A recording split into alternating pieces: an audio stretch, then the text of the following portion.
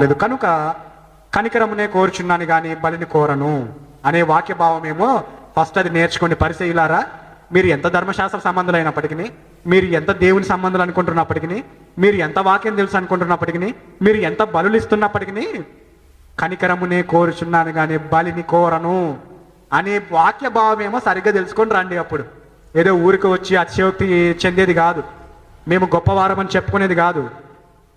రోగులకే వైద్యుడు అవసరం. మీరు రోగులు కాదు కదా, మీ పాప రోగాన్ని మీరు గ్రహించుకోవట్లేదు.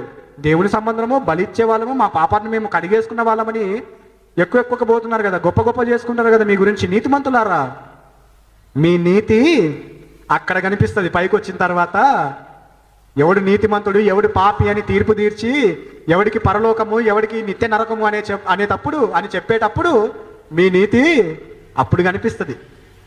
అయితే ఇప్పటికైనా మారు మనసు పొందుడి. మీ పాపాన్ని మీరు గ్రహించుకొని, నేను పాపిని, అవును నేను దేవుడు చెప్పినట్టుగా లేను అని మీరు గ్రహించుకున్నట్లయితే పాప రోగానికి మందుంది.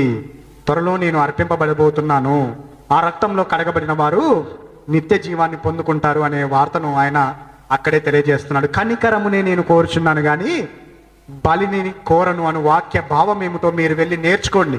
ఇంతవరకు ధర్మశాస్త్రం ఏం నేర్చుకున్నారో తెలియదు కానీ కనీసం ఈ వాక్య భావాన్ని కరెక్ట్గా నేర్చుకోండి, మీకు అర్థమైపోద్ది అని చెప్పేశాడండి.